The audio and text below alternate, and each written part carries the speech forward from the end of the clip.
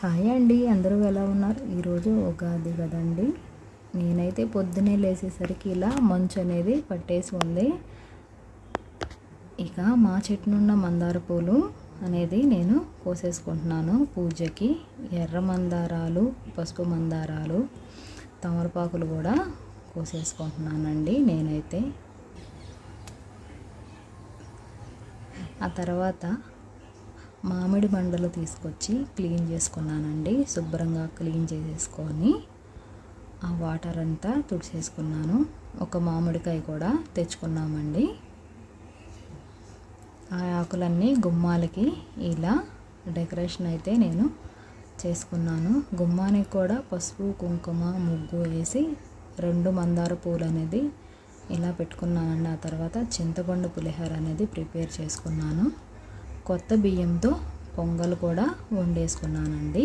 ఆ తర్వాత ఉగాది పచ్చడి అనేది ప్రిపేర్ చేసుకున్నాను.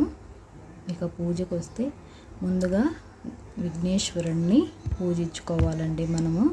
ఈ సంవత్సరంలో ఏది జరిగినా సరే అంతా శుభమే కలగాలంటే విఘ్నేశ్వరుడికి ముందుగా పూజ చేసుకోవాలండి. చాలా మంచిది. నేనైతే ఆయనకి ఇష్టమైనది గెరిక అనేది పెట్టి మందార పువ్వులు పెట్టి పూజించుకున్నానండి.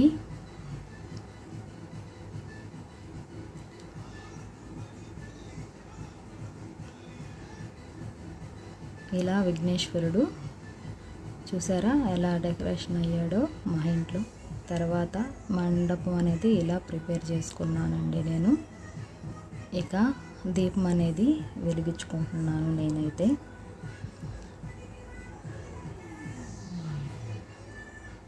దీపం అనేది పెట్టేసిన తర్వాత 2 అక్షంతలు, 2 పువ్వులు అనేది ఇలా పెట్టుకోవాలండి.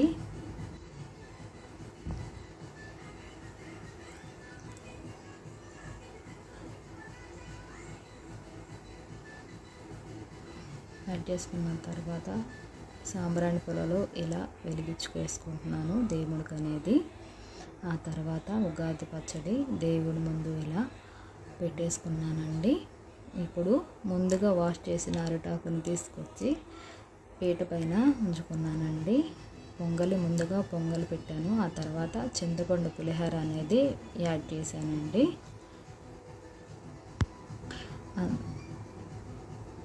పొంగల్లోకి ముద్దపప్పు అనేది కూడా పెట్టుకుంటున్నాను.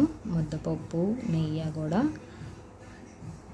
వేస్తున్నానండి నేనైతే. నేను ఎప్పుడు దేవుడికి పెట్టినా ఇలాగే పెట్టుకుంటానండి పొంగల్ చేసినప్పుడు. దీపం ధూపం అంటారు కదండి, అలాగే ధూపం కూడా ఇలా వెలిగించేసాను. ఇక కొబ్బరికాయ అనేది కొట్టుకుంటున్నానండి. కొబ్బరికాయ కొట్టి ఇలా ఆ పక్క ఈ పక్క పెట్టుకున్నాను. డబ్బులు కూడా తీసుకొని నేను అందరికీ డబ్బులు కొరత లేకుండా చూడమని కోరుకుంటున్నాను. నేనైతే ఇలా హారతి ఇచ్చేసాను భగవంతుడికి. నేనైతే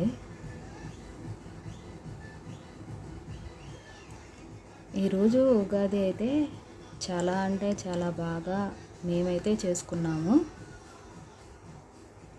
ఫైనల్గా నేనైతే దేవుడికి దండం పెట్టేసుకుంటున్నాను.